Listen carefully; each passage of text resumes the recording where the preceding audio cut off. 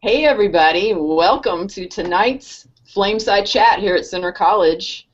Very excited about this one. It's called The Bourbon Industry Distilled. And tonight we have three exciting guests ready to talk to you about the big B word. But first, let me tell you a little bit about how we're going to do things tonight. I'm your host. My name is Jamie Powell, and I work here at Center College in the library. But tonight we're going to be talking about all things bourbon. And we have three guests with us, and our first one is Matthew Cummings. Matthew graduated from Center in 2005 with a bachelor's in art. He is the owner of the Pretentious Beer Glass Company, one of my favorite company names, which has recently expanded to making bourbon glasses. You can find out more about the company at pretentiousglass.com. Matthew is joining us from Knoxville, Tennessee, where, according to his bio, he lives and drinks. We've also got Dr. Leonard Demoranville joining us tonight, and Dr. Demoranville joined Center's faculty in 2012 and is an assistant professor of chemistry. Lenny has taught very popular courses at Center, no doubt, including the chemistry of beer, wine, and bourbon. Lenny will be telling us about exactly that, including some interesting cocktail conversations we can drop in at our next social gathering. And then also we have Adam Johnson with us. Adam Johnson graduated from Center in 1997 with a bachelor's in history. He is the director of the Kentucky Bourbon Trail, and you can find out more about that awesome thing at kybourbontrail.com. Adam also has a very cool bourbon loft in his house, which I want to hear more about, and is quite the connoisseur of bourbons, providing tastings and recommendations for people across the country. So before we launch into our all things bourbon discussion, remember, we want these chats to be interactive. That means we want your questions. So please comment in the YouTube comments or tweet your questions to #Flameside. That's Flameside, all one word. All right, so get those questions coming. And right now we're going to turn it over to Adam to kick off some discussion. All right. Well, thanks for having me, Jamie, Lenny, Matt. It's great to be here. I never thought I'd be giving a talk about bourbon here at Center. Obviously, I didn't learn anything about bourbon in my 4 years at Center. I mean, that goes without saying, but it's a real treat to be back with you guys. I always usually start these talks by saying I have the best job in the Commonwealth. I pinch myself every day I get to go to work because all I do is think about bourbon when I wake up. I think about bourbon at work, and before I go to bed, I think a little bit more about bourbon. And I brought some friends with me here behind me. I usually like to have them around when I do that deep pondering. But as Jamie said, I am the director of the Kentucky Bourbon Trail. I work for the Kentucky Distillers Association. We've been around since 1880. We're one of the oldest trade associations in the country. And our mission is to promote and protect Kentucky's signature bourbon industry. So that's our mission statement in a nutshell. And the way we do that really is through educational tastings, tours. We've got a full team that helps with tax issues, governmental issues, but really it's 360 degrees of the distilling industry in Kentucky, and I think, as I hope most of you all know, we have a rich tradition of that here in the state. So I think what they wanted me to do is, and honestly in the tradition of Dr. Roush, I thought I would have 3 points, because I want to make sure I'm fitting in here on my time back at campus. But they wanted to talk some just kind of generalities about what is bourbon. Hopefully you all know this stuff. I mean, especially you alumni here from Center should know what bourbon is. But there's really kind of 5 main points. It has to be made from at least 51% corn. That's the dominant grain. There can be other additives like rye grains, or say if you're a Maker's Mark fan, they're using wheat to flavor to give it that softer notes. It has to be distilled no higher than 160 degrees. This gets into the chemistry side. I was a history major, as Jamie said, so this is not my strong suit, but anything over 190, you're getting into that vodka territory. It's stripping all that flavor away, so you can't go any higher than 160, and you can't put it into the barrel at any higher than 125 proof. And then also it has to be used in a new charred oak container. One thing that a lot of people tend to get wrong is, and we love it when people say this, is that it has to be made in Kentucky. That's fine for you to think that. It is not true, but it has to be made in the United States. It's a protected spirit, much like Scotch or tequila. So those are really the kind of basics of that. And if you notice, there's one thing that we don't really talk about is age. Okay, it doesn't. As soon as that new distillate hits that oak, that charred oak container, it could be a bucket. It is considered bourbon. Now you'd have to put an age statement on there, but that is bourbon as the government sees it. So that's a little bit about what it is. I mean, I think a phrase that maybe you guys have heard is all bourbon is whiskey, but not all whiskey is bourbon. So some people may choose, I don't know why, to drink things like Scotch or Irish whiskey or Canadian whiskey, but bourbon is its own classification, and they have their own rules of identity as well. But for our intents and purposes tonight, we're talking good Kentucky bourbon.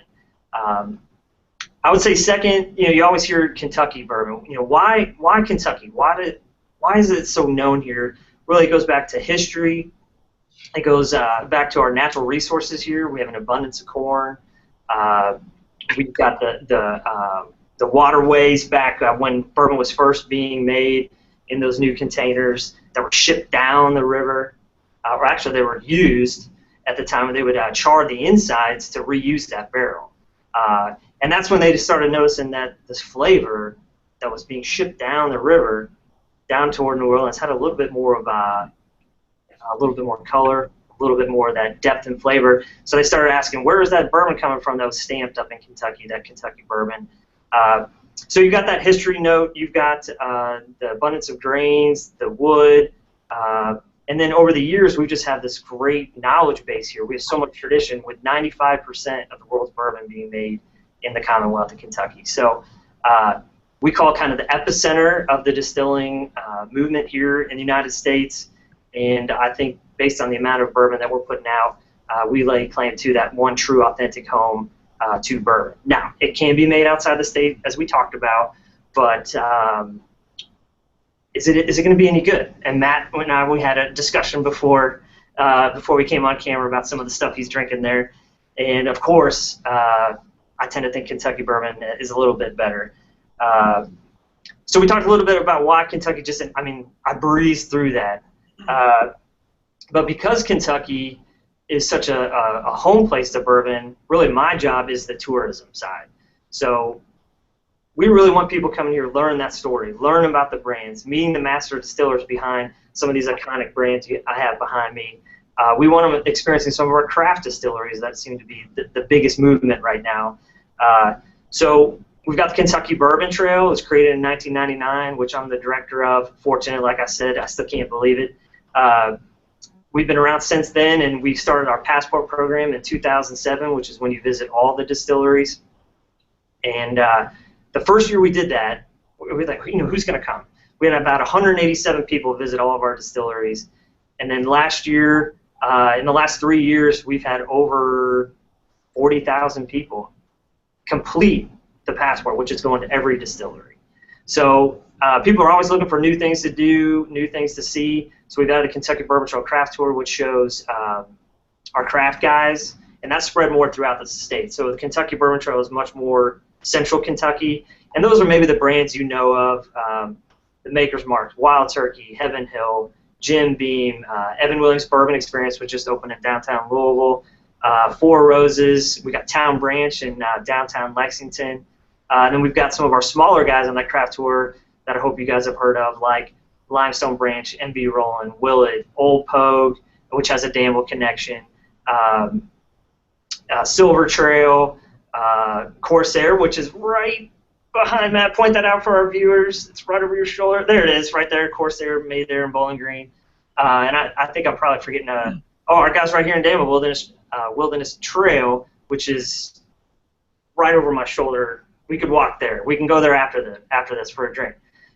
So we've seen an explosion in growth in terms of people coming here, and I think you've seen a little bit of that in terms of the industry sales of bourbon. I think we're creating more aficionados, more people wanting to get into that category. It's just got more flavor than, say, a vodka, which is, as we talked about a minute ago, it's a little bit of how it's distilled and made. And I think people are connecting to that kind of authentic American story and the history that we have with bourbon. So we want more people coming. Our distilleries are ready to host you, ready to give you a sampling or two. Want you to meet the master distillers like Jimmy and Eddie Russell Wild Turkey. Jimmy's been there over 60 years. To Jim Rutledge at Four Roses, Fred No, Jim Beam. I mean, just go down the list of some of our iconic guys. And we're creating more events, too. We got the big Kentucky Bourbon Affair coming up, Kentucky Bourbon Festival. It seems like there's always something to see and do to get more behind the scenes of one of the hottest spirit categories in the market right now. So I think I've talked enough. So Jamie, fire away with questions.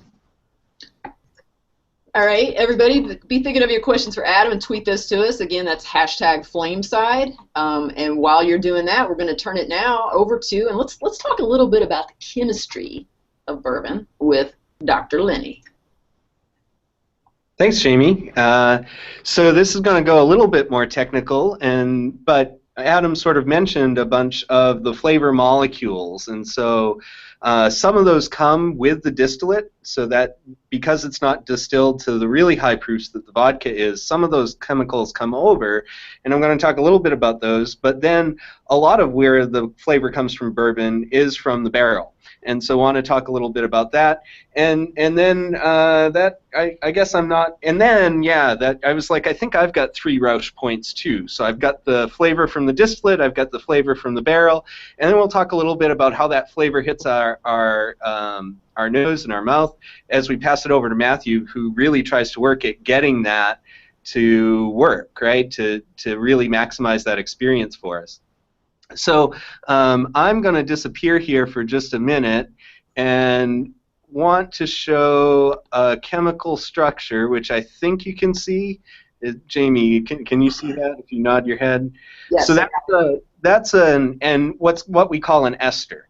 And so we've got 2 oxygens. There's an oxygen here and an oxygen over here with a carbon in between them. And then we attach things on either end. And so there are a whole bunch of these that come through in the distillate and are what give it a lot of flavor. And so I'm going to share another screen with you that's got a whole bunch of them. So those R's on that, oh, I need to stop first. Let's try this. Technical difficulties here. Oh, maybe I need to go here first.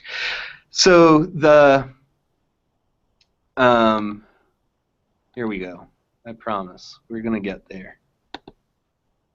There we go.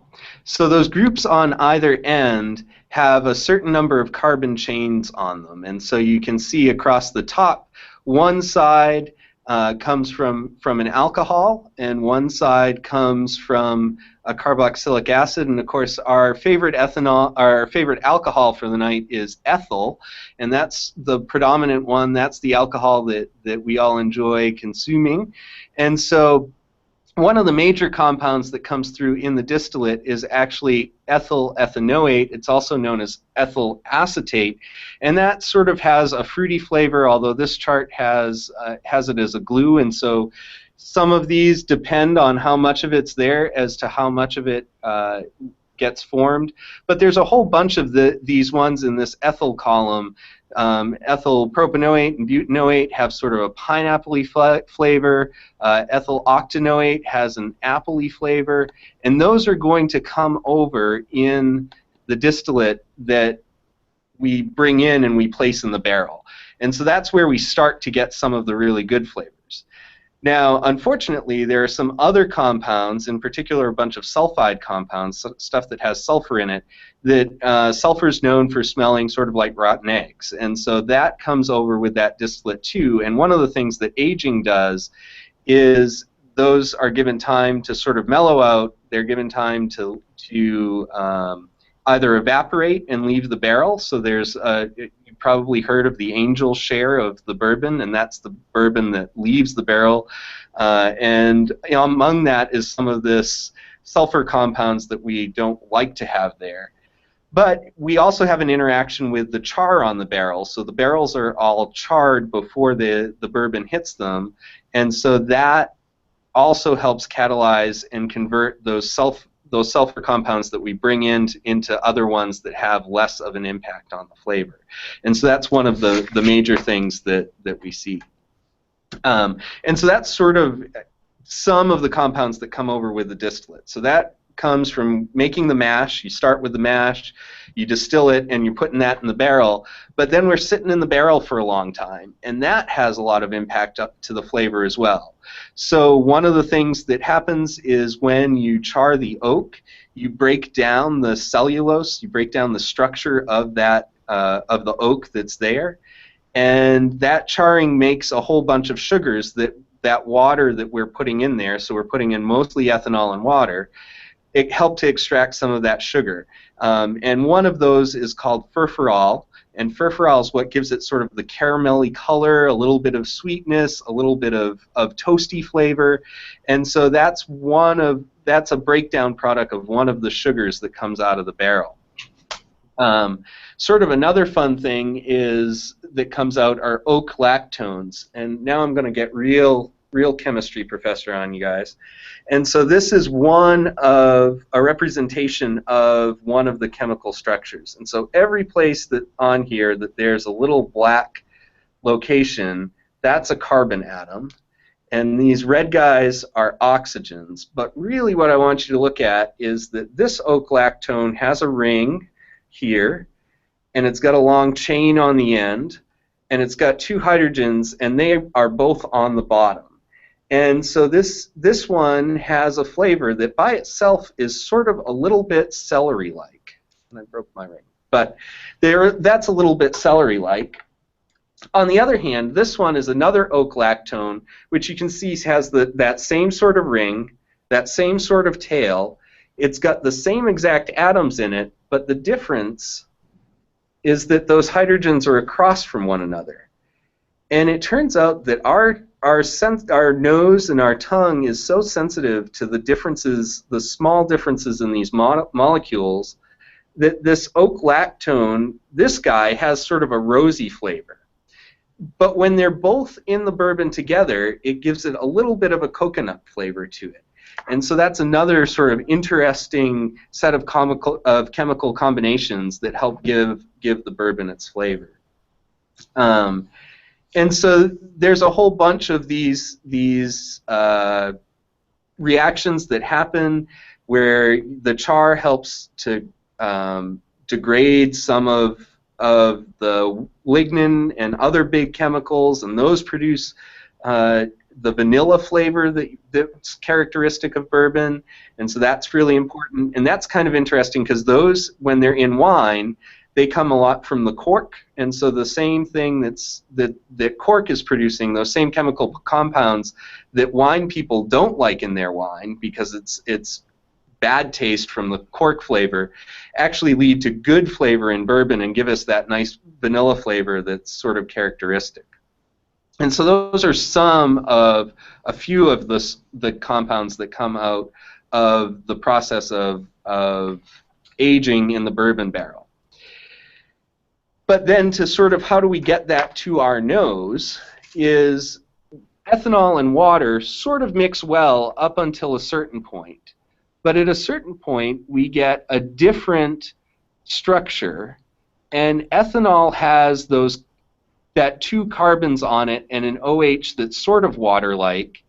And so what we see there is this would be like the OH portion of the ethanol, and that's surrounded by water. And on the inside are the carbons, the two carbons that make up ethanol, and those are on the inside.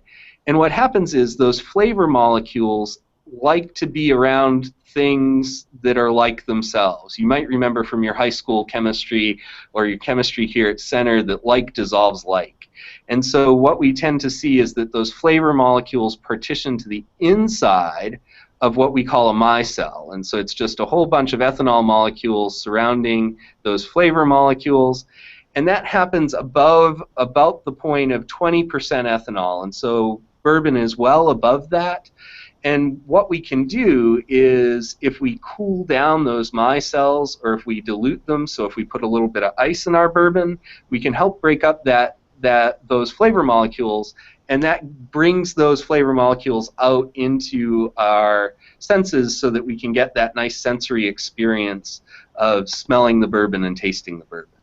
And so in a nutshell, that is some of the the chemistry that goes on in distilling bourbon and in aging bourbon and in tasting bourbon.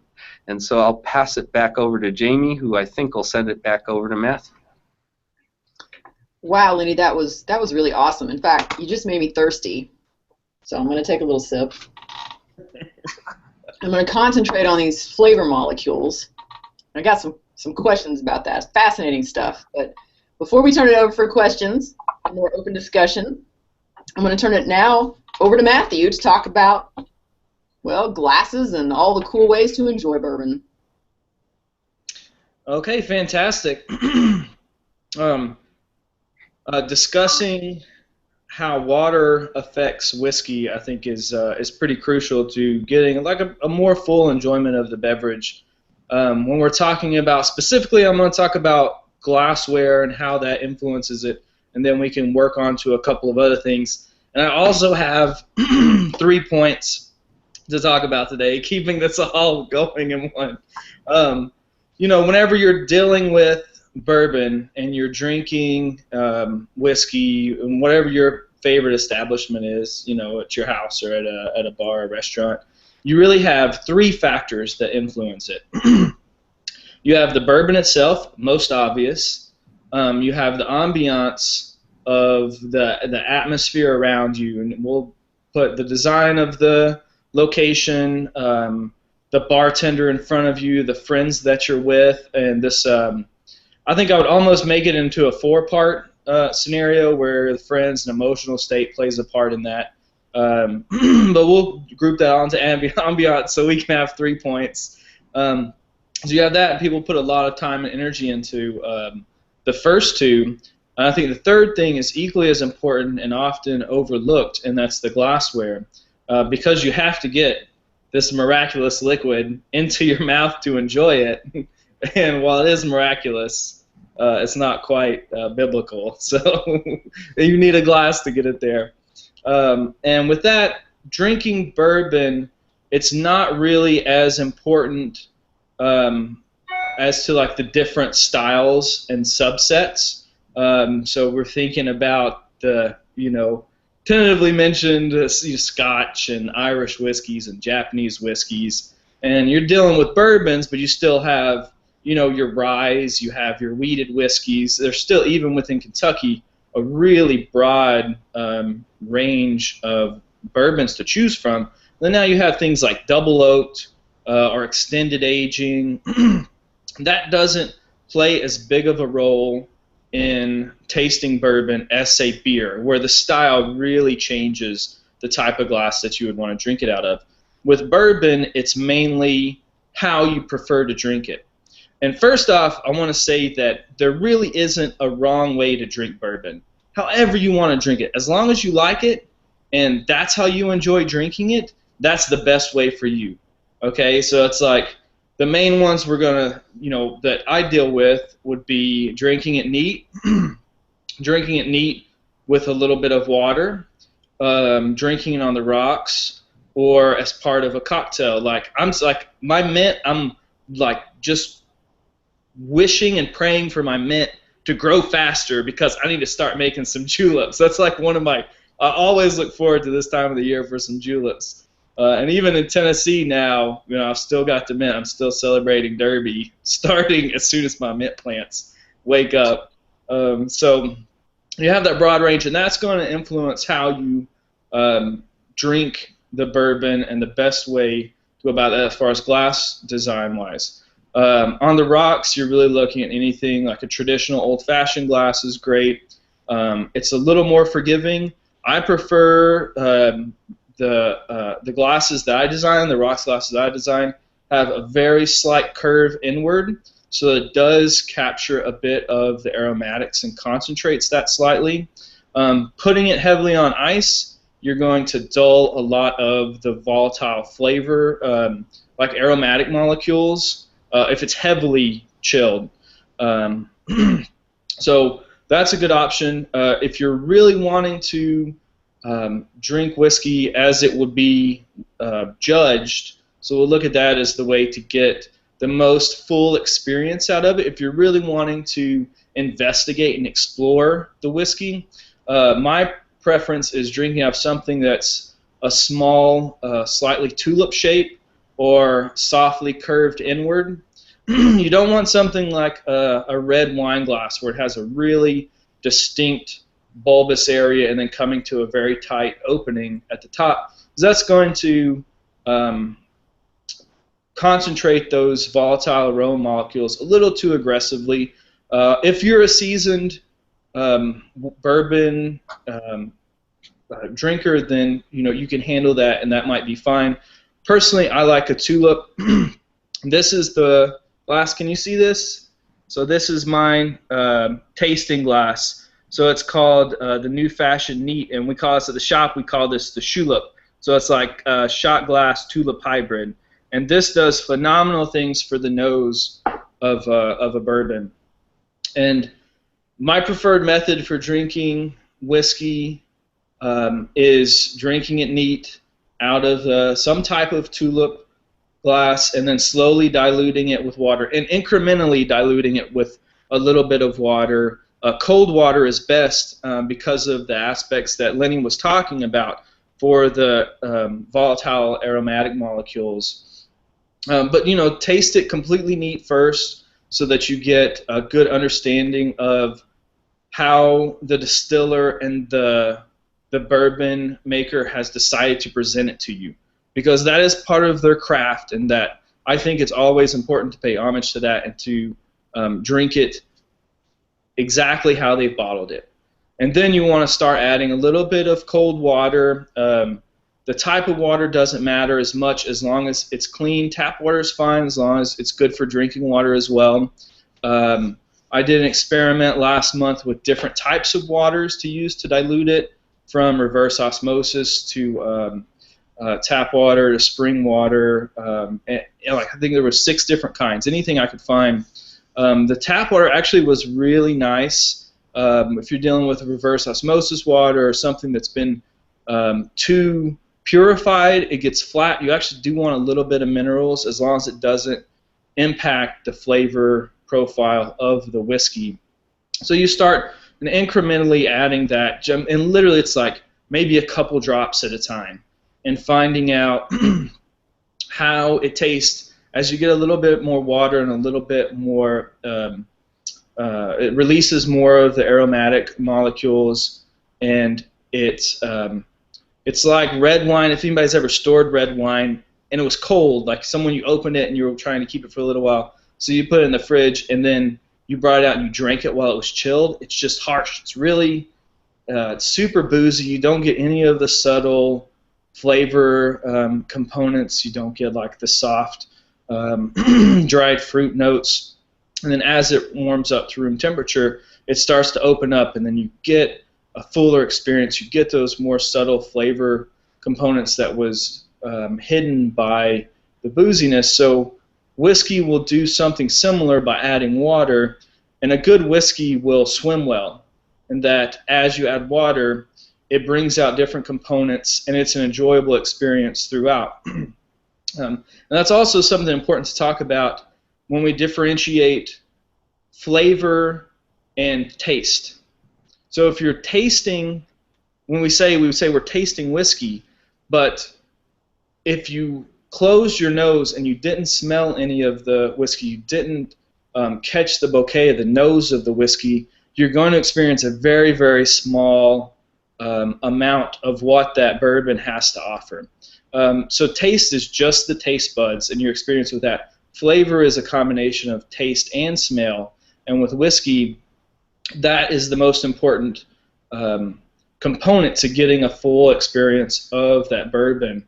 So when you're tasting whiskey, make sure that you're smelling it, and that's honestly, for me, is one of the bigger part of enjoying the whiskey and picking up when people start talking about like leather, or they start talking about, let's see, some good descriptors of vanilla, or you start getting even like berries or coffee. All of these things, a lot of that is coming from the combination of your smell senses and your taste. So learning how to smell well, I think, is my biggest recommendation on being a better taster of whiskey. bourbon. I think that's it. All right, thanks, Matthew. My glass feels horribly inadequate now, but it is terrible. That is terrible. All right, let's open it up for some questions, and I want to kick off with our first question from viewer Campbell Johnson, age 7, and her question is: how many distilleries are on the Kentucky Bourbon Trail, and how much bourbon do they make? Adam, I think this one might be for you. Well, that's from my daughter, and she should know that. I mean, she should be all over that. I've been training her since she's been born. But, yeah, we have 9 stops that make up the Kentucky Bourbon Trail Tour. Everything from, Louisville down to Bardstown area, then up toward Lexington. So we just added the Bullet Frontier Whiskey Experience at historic Stitzel Weller Distillery. We got Evan Williams Bourbon Experience downtown Louisville. You start heading down I-65, you visit Jim Beam.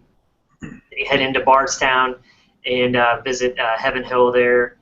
You can jog down to Maker's Mark, and then you can kind of start working your way back up toward Lexington and hit Wild Turkey, Four Roses, Woodford Reserve, and Town Branch. So, and we make 95% of the world's supply of bourbon. And our craft guys, they're chipping in too. They're just a little, they don't have as much history on their side. So I would say in the next 2 or 3 years, you're going to start seeing some really good stuff from our craft guys. In fact, the guys here in Danville let us try their 1.5 year bourbon, and it's fantastic. So you're going to want some of the Wilderness Trail bourbon when it's available. It's just hard to rush this. I mean, Lenny can talk about it, but it's very hard to push this process along in a way that I think the market will support to get that flavor that people kind of know and love Kentucky for. All right. Got a question now for Lenny, and this is from the Twitter feed from Charlie Leach. Are there any science peer-reviewed articles on this topic, Lenny? Sure. There's a lot of good literature, and in preparing for tonight, I read quite a bit of it. One of the good places to look is the Journal of Agricultural and Food Chemistry, and so they've got a whole bunch of different studies. Some of them, so one of the ones that I relied on a bit for tonight is an older paper called The Chemical Mechanisms of Whiskey Maturation and Origins of Flavor in Whiskeys, and a revised flavor wheel, a review.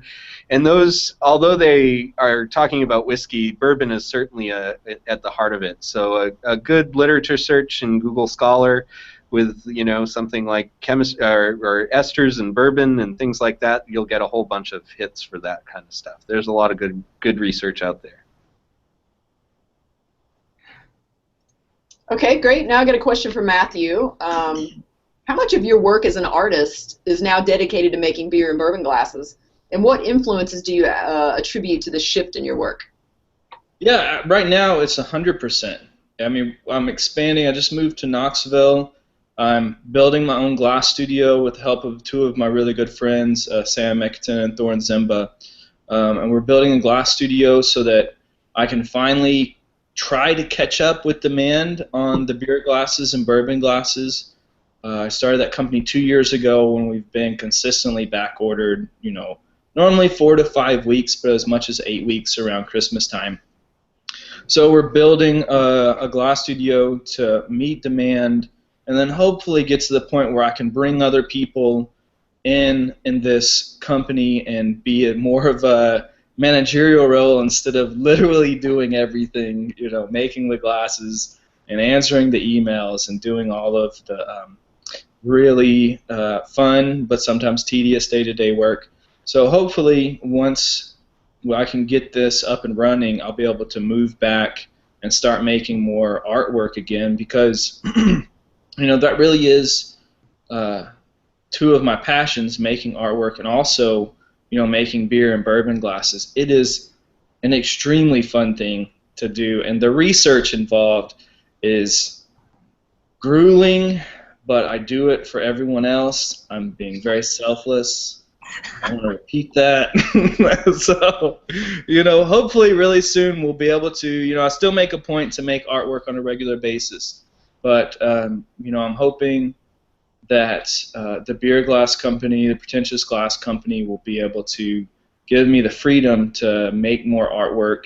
And honestly, that's the concept that I'm bringing in this new location, is that I want everybody that works for me to have an ulterior motive, and I'm hiring artists. I'm not hiring production workers or people who want to come in and just make my product for me and then be done at the end of the day. I want people that are going to help me make the beer glasses and make them really well, make them better in the bourbon glasses. But then at the end of the day, at 5 o'clock, you sit down, you have a beer, and then you start talking about what kind of art you're going to make, you know. Cool. All right, so let's talk a little bit about like the impact on Kentucky. This is a question that came through on Twitter from David Whitlock. How has the bourbon industry contributed to Kentucky's food economy, specifically related to agricultural and non-GMO crops? Whoever wants to take this. You want me to try to tackle that one, Jamie? I think that might be best. Okay. Yeah, that's a little bit above my knowledge base. I can say, obviously, for Kentucky's economy, bourbon is huge in terms of not only jobs, exports. Our other Center College graduate, Kristen Metters, could speak for days about this kind of stuff, who works in our office and also in the industry. So, again, another center plug for the Center Bourbon Mafia out there. Yeah, it's huge for the economy. In terms of GMO crops, that's above my pay grade. I know certain distilleries, like Wild Turkey, they use non-GMO corn. But most of our grain is coming from, 40% coming from Kentucky. I wish I could tell you more about that in terms of the agricultural side. But I can't say without reservation that bourbon is very good for the state's economy, not only in terms of the industry and job side, but also on the tax side as well. Well, that you can't leave out, Bourbon Barrel Foods. I think they're still the only micro producer of soy sauce in the U.S. And they ferment all their stuff out of bourbon barrels, and it is phenomenal. So if anybody at Bourbon Barrel is watching this, send me an email and I'll tell you where to ship your soy sauce to me. I think it's Matt Jamie, right? Is the owner of that? Yeah. I'll hook you up. Yeah. And Jamie, if I could throw a plug in too, Wilderness Trail, right down the road from us, they are locally sourcing all of their grains and everything that they need. And by locally sourced, I forget what they quote, but it's a low mileage. 3 miles. I mean, it's 3 miles over at Caverndale. Right. Yeah, I knew it was like less than 10, right? And so it's really close. And that's not about non-GMO necessarily, although I think that farm is. I'm not 100% sure about that. That's sort of along that same line of sort of a sustainable agricultural type of deal, trying to source locally. And can I just say, you're taping this, right, Jamie? Because this should be to the admissions department needs this talk. I mean, is this any more Center College than? I mean, we've covered every base here, right? We got art, we got science, we got history. I mean, honestly, we're making their job easy over there. This is truly the liberal arts education at its best, right here. All right, I'm going to ask something. Everybody's been tweeting this one in, commenting this one in, and I know all three of you want to answer this. What's your favorite bourbon and why? Whoever wants to go first. Someone else go. Well, I'll kick it off. I'm not a big bourbon person. I'm starting to acquire a taste for it. I tend to like the top shelf brands, I'm afraid, which is very bad for my bank account. I will say I really like the Weller 12-year. Don't really know exactly why. I think it's really smooth. It doesn't burn. I just like it. So I'll kick it off. I'm a Weller 12-year. So tag whoever's next. Lenny, you ready? Well, so I have to admit that I am not actually much of a bourbon fan. I feel like I'm going to get drummed out of this whole deal by saying that. But I am the only bourbon that I've had that has attracted my attention is the one that's Makers, and it's overaged, and you can only get it on their tour, and they refuse to sell it. And that is what I would say my favorite one is. So if anybody from Makers is out there, you'd have a customer if you decided to sell it. Go ahead, Matthew. I'll back clean up. Okay, this is a tough one because I do have a serious soft spot for bourbon, and it's hard for me to say a favorite. I mean, there's too many great ones. I did get spooked by the Buffalo Trace shortage that they're talking about, so I got some Blantons the other day. Right, I think I just read about that a couple weeks ago, that they're not going to be able to meet demands. And because, right, Adam, is that right? Buffalo Trace is Blanton's, the distillery. There, correct. Yes. The one that I have most consistently at the house because of price and quality is the Four Roses single barrel. Also the small batch, but the single barrel is not that much more expensive. And you've chosen well, my friend. Yeah, that's a question we get a lot at our tastings that we do in the office. Everyone says, "Well, what's your favorite?" And I'm not lying when I say it's really kind of whatever's in my hand. You know, what time of year is it? Is it something I want in a cocktail? Is it something I want neat? Is it something how long a day has it been? Do I need a Booker's, at 130 proof? Probably can't even take it on an airplane type bourbon, or do I want something like a nice, like you said, Four Roses small batch, just on the rocks or something. So really, it always depends. I think it's good. If you are a bourbon lover, I feel like most true bourbon lovers, they really don't have a favorite. I mean, I kind of like what Matthew was saying.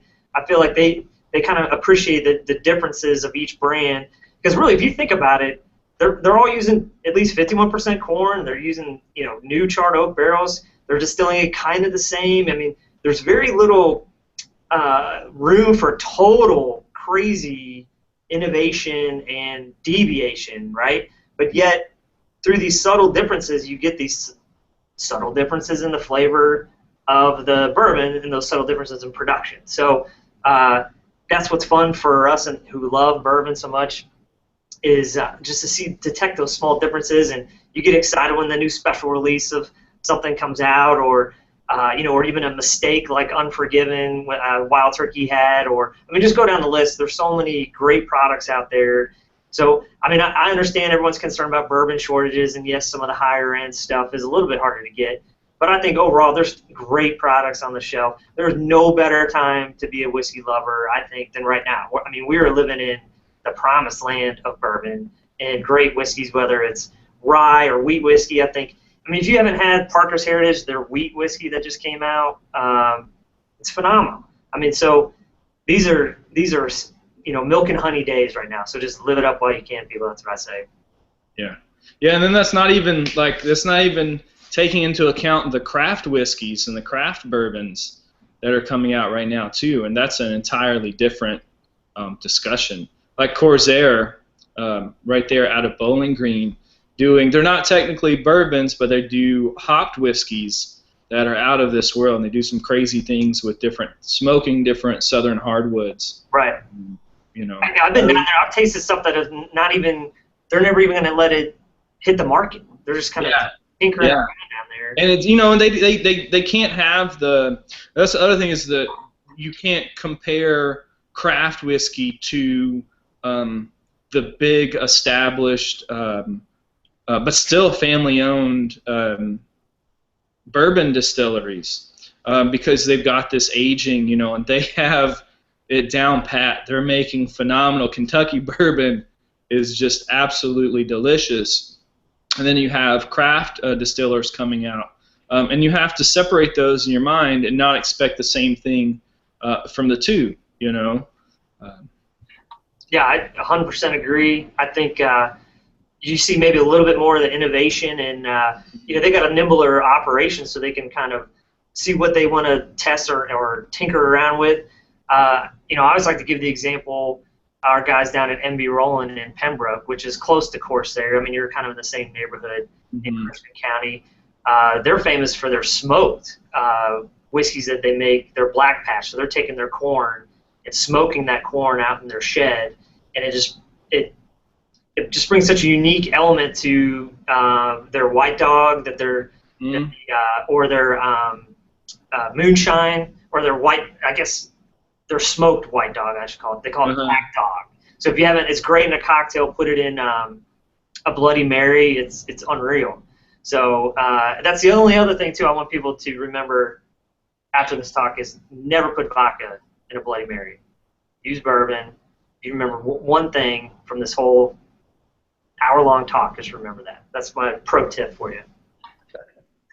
Bourbon and tomato juice. Okay, that's a good tip. But while we're on this topic of the craft distillers and these boutique bourbons, that really segues nicely with a question from Jennifer Fowler, class of 71, and she asks, do you see these sort of boutique bourbons as fads, or do you think they'll be here for the long term? I mean, you're talking about smoked corn. I mean, are we going to get to a point where, it becomes like donuts have become, where everything's this sort of fad flavor? You can get, maple bacon donut. Now you can have bacon bourbon. I don't know. Do you see this going too far?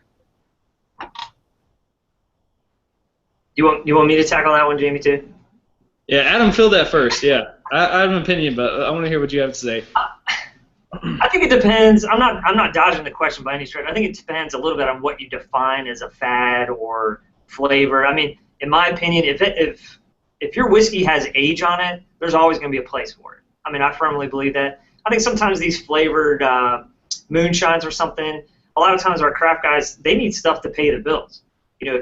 Think about that. If you're waiting 4, 5, 6, 7, 8 years for your bourbon to age, it's nice to have a product on the market that helps you. So you might see some of that, but I really believe that in a couple years, when you get to taste some of the stuff that I know our guys have put back. I mean, I've had the privilege, like I just said, I've tasted a year and a half. That's phenomenal. So I think you're starting to see this stuff on the shelf in another year, 2 years, 3 years. I mean, a lot of our craft guys, along with our big guys, have invested in a lot more production. They're putting more and more back. The guys at Peerless Distillery, which is just down the street on Whiskey Row in Louisville, they probably put their first barrel back maybe 3 weeks ago, maybe a month. I saw a picture on Instagram today. I can't believe how many barrels they put back already. So you start looking down the road, and you start seeing when this stuff starts hitting the shelf. I think it's here to stay. And I think, people our age, like Matthew, what are you, like 21? 32. I mean, I feel like everybody's 21 right now that I've been out of school for so long. I feel like that your generation of drinkers, of course, I'm a young man, right? I'm 40.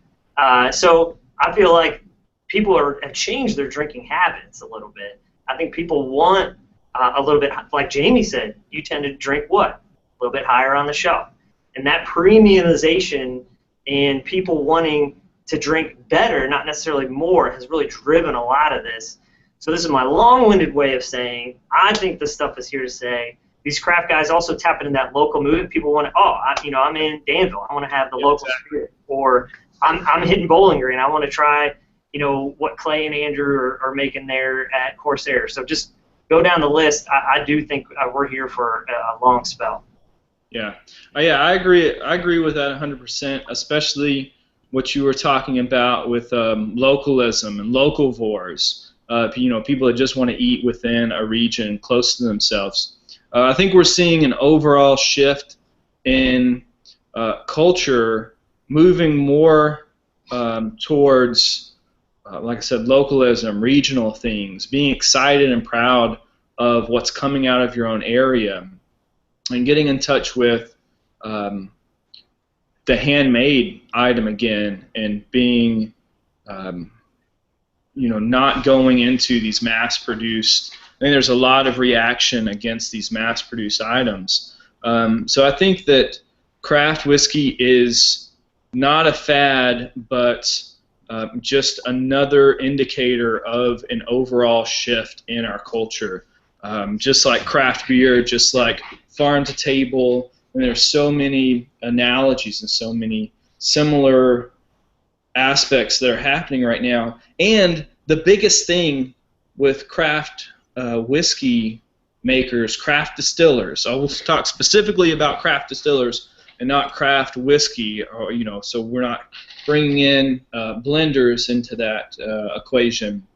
But people who do it grain to glass, distill it and age it themselves, that's a growing trend. There's not many of them that have been around for 15, 20 years, even 10 years. So you have these companies that we haven't even seen what their initial business plan was made to produce. They're sitting on the stuff that they're aging, and they have to find things that they can release at time increments so that they can keep making money and they can cover the overhead. But we haven't even seen what they originally planned to release and what they have sitting in the back in some dusty warehouse aging and getting absolutely delicious, hopefully. Exactly. So I think that's a question that time, we've got another 10 years before. Yeah, so just hold on. They're making it. We just gotta wait. So I agree with you. We'll see what the final product ends up being. All right, let's shift just a couple little Bourbon 101 questions. We've got a question here came through the YouTube comments from Sarah Brown. And first she asked, why don't you reuse the barrels when making bourbon? And then she has a follow-up to that question, which is, is there a chemistry-related reason behind not reusing the barrels? Lenny, you go first. Yeah, sure. So there, excuse me, there sure is a reason that you don't reuse the barrels. It turns out that, and I'm flipping through my notes to see if I can find the exact percentages, but you lose a whole bunch of these chemicals that we extract from the barrel itself, from that char, gets lost in that first treatment. And so you try and reuse the barrel, and we do that. It's then called Scotch, right? A huge amount of our bourbon barrels go over to make Scotch. And so, but a lot of those flavor molecules, a lot of the tannins have been lost, a lot of the sugars have been lost. And there's been attempts, for instance, to re-char barrels and see if that could rejuvenate it, and it turns out that it is not. It's still, we can't get it back to that same treatment as the fresh oak. And so there's a bunch of reasons chemically why you don't use those barrels more than once. Amen. Okay, great. All right. Sorry to make you talk some more, Adam, but we've just got people just like kicking down the door. They got to know more about this Bourbon Loft of yours. Can you please explain what the heck that is? Is that your man cave just lined with bourbon on the walls? Yeah, technically it is a man cave, but does that sound as cool as a whiskey loft? I mean, whiskey loft is branding 101, I feel like. But it's a very prestigious place above my garage. That anybody's welcome to come join, have a taste or two. I've got some special stuff up there. I think it's important to cover all your bases. My wife disagrees with the volume up there, but you never know. I mean, someone might be a rye person, someone might be, more of a Willet fan, or someone, I got to be prepared for every possible hosting situation. That's a great answer. Great answer, Adam. I may just have to come over to find out what bourbon I actually like. I'll find something for you. I'm totally confident. I think that all of us engaged in this conversation should just move on over to the loft after we're done here. But just my 2 cents. All right, let's move on to another question. This time, let's talk a little bit about where do you see the industry going next? This is from Marcus Neiman. Where do you see the industry going next as a whole? Do you see changes in innovation affecting this? What's the future of the bourbon industry, or do you think it's pretty solid because we've got such a quality product? Well, I do think it's solid because we have a quality product. I think you're going to see a little bit more on the innovation side in terms of maybe some secondary finishing, like Matthew mentioned. Something like you take a classic like Woodford Reserve and you put it in a second toasted barrel, and you've got their new one of their newest expressions, which is double oaked, Woodford Reserve double oaked. And then they just put out rye is coming back, so Woodford Reserve has a new rye out, and that's just an example. But I think you're seeing a lot of new innovations in terms of secondary finishing. The guys are putting more back to meet demand with the global economy and the exports that we've seen. we're constantly trying to meet demand. Kind of like again, Matthew, you're a few weeks behind on some of these orders. I think sometimes our guys are like, hey, we gotta keep putting some stuff in some bottles. So down the road, if people are putting barrels back, they're much smarter than me. They must see where the industry's going. And I think the key too is keep coming up with some of those special things that are unique. Keep picking special barrels for like a limited release. People really seem to enjoy, particularly coming to Kentucky and trying to find some of those things that they can only get here only at our gift shops. Like Lenny mentioned, that great reason to go visit Maker's Mark because you can taste what they consider their overage with their White Dog right off the still. So, yeah, I see the industry being in good shape for years to come, just because that whiskey trend is very, very popular right now, and I think people are kind of changing some of their habits, and we hope to continue to take advantage of that. All right, cool. Got another question here for Lenny from Twitter. If you could craft your own whiskey, which flavor olfactory chemicals would you highlight? Oh, goodness. Well, so this probably wouldn't actually make a good bourbon, but I think one of the things that I do enjoy is sort of a smoky flavor, and that a big portion of it, the smoky peatiness, comes from phenols, which are 6 carbon rings with an alcohol group on it. And so there are a bunch of those that come out of the cask, out of the aging, and so that's one of the big things that I would put in it.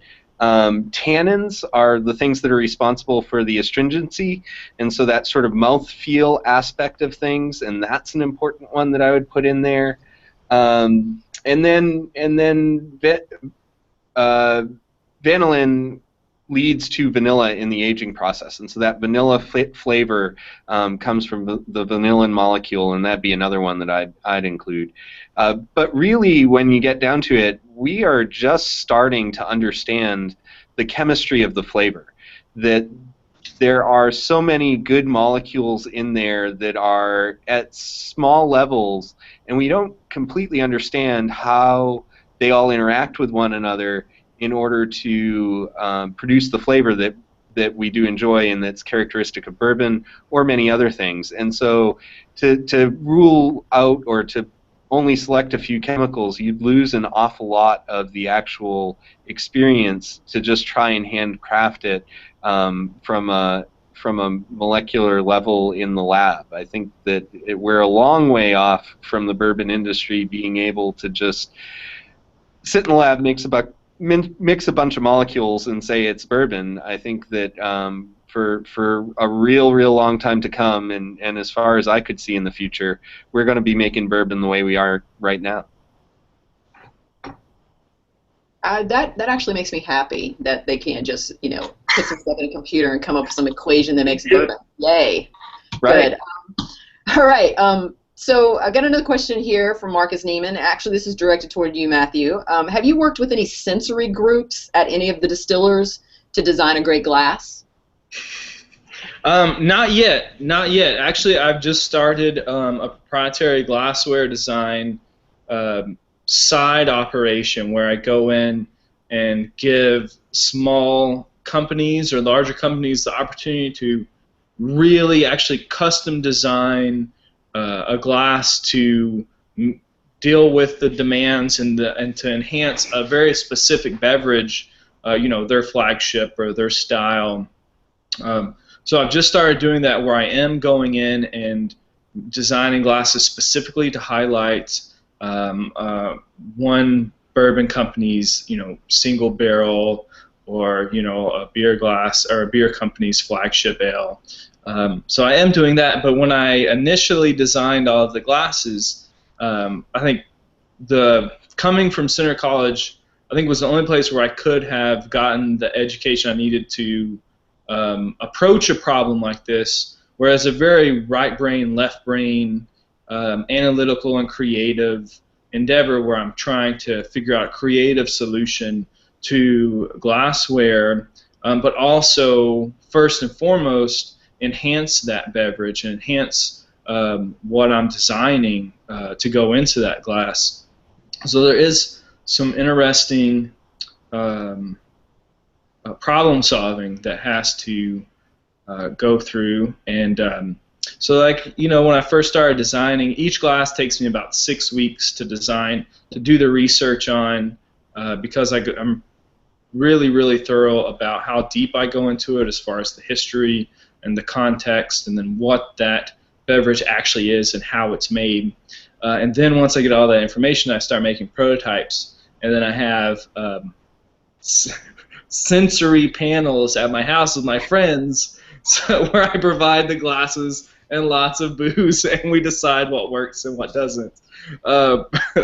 Bourbon, the first time I did bourbon, you know, doing the beer glasses first, there's a different pace to drinking beer than bourbon, and we didn't quite get that pace right on the first bourbon sampling night.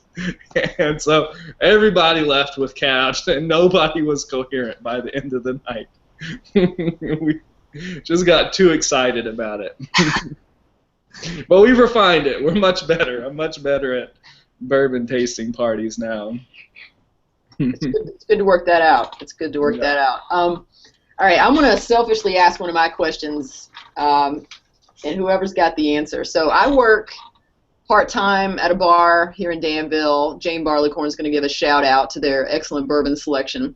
And sometimes I have people who roll in from out of town, and they'll order Jack Daniels. I'll be like, get out. But I really need to have a good reason to tell them to get out, but I don't really tell them to get out. But then they want me to make a suggestion for bourbon, but I really want to tell them, how come you don't walk in here and order Jack Daniels? What do I tell them? Coach me here. Is that in my wheelhouse or what? Is that me? That is something we hear a few times, but I would say, look, it's a fine product. But let me steer you towards, while you're in Kentucky, to some fine Kentucky bourbons, and I will second that Jane Barleycorn's is an excellent whiskey bar. I highly recommend you guys visit. But there's other bourbons that you can maybe start them off on, and that's part of the education process that we work on a lot. I mean, the proof on that's not going to be as high. And to me, I would like to ask Matthew later how much he thinks proof affects what glass shape. Because that, to me, is, we could talk for another hour about that, in my opinion. But you can start people out with something in a little bit lower proof, like, say, a Basil Hayden's or something, just so they can kind of get used to something that's in that kind of neighborhood of a Jack Daniels. But you can tell them, you know, Jack Daniels, it meets a lot of the same specifications that make bourbon. They just use something called the Lincoln County process, which adds this, they run the distillate through the charcoal mellowing, is what they call it. So it's going to take out some of those compounds that you know, Lenny's talked about, and it's going to make it a little bit kind of softer. But I feel like some of those Kentucky bourbons are going to bring a lot more flavor to the table. But you don't want to scare them off maybe with proof. So just when you're working behind the bar, Jamie, just look for something in that neighborhood, and I'm sure you can convert them. No knock on a fine Brown-Forman product right in Louisville, Kentucky. Is that diplomatic enough? Was that good? That was great. Does anybody else want to not be less diplomatic on this? All right, fine. We'll leave it I there. live in Tennessee now. Oh, that's right. So. Okay, fine.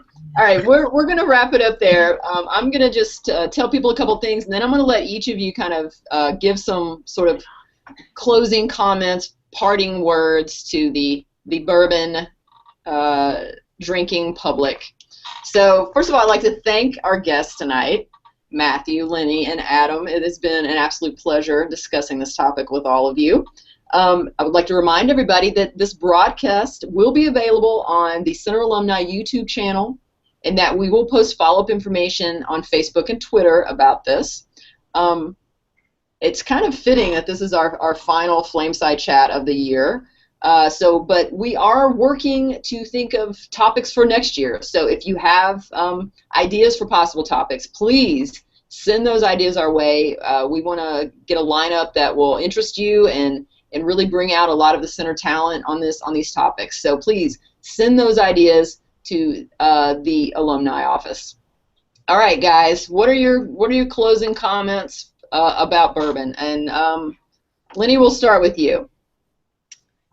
Well, I guess just thanks for having this tonight, and thanks for hosting Jamie. And if you're in Danville for homecoming or something like that, drop by Jane Barleycorn, see Jamie in person. She's a great bartender there. And drop by Wilderness Trail just down the road, just off campus now. They're a great place to go. And they give, if you're interested in the science, they started as a fermentation company making ethanol and helping people solve their problems doing that. And man, they can give a great tour and give you some excellent tips on the chemistry. So if you're interested in a good bourbon tour that's all about the science, just let them know you're interested, and they'll be happy to tell you all about it. All right, Matthew, any closing comments?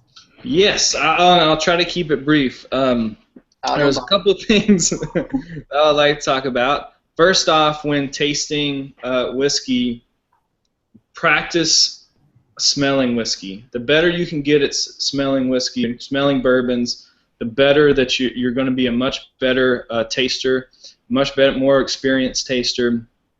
And I think I didn't say. Did I say 2? I meant 1, and that was it. All right. Maybe we shouldn't be drinking during these things. No, maybe we should. All right, Adam, take us home, brother. Well, first, I would just like to say that I want extra credit with Lenny because I actually had in my notes. I don't know if you can see this. Can you see furfural? I see root beer, but furfural. Yeah, we see root beer. Yeah. That's what it tasted like. Yeah. So that was part of the sensory stuff that Matthew's talking about. But I just wanted extra credit that I actually had furfural written down before we even talked. So anyhow, yeah, I agree with Matthew. Practice smelling, practice tasting. The best place to do that is Kentucky. So come visit us on the Kentucky Bourbon Trail tour. Visit places like Wilderness Trail right here in Danville and throughout the state. That's the best way to learn about our signature product. Everything we've talked about today is summed up much better by the lovely tour guides that we have throughout our signature attraction. So, yeah, come in for homecoming and then hit some of the distilleries, and you guys will all be experts like us. All right, I think the key word there is practice, everybody. Practice. Thanks again, everyone. It's been a blast, and we'll see you next year. Everybody have a great night. Thanks again, guys. Thank you. Thanks. Bye.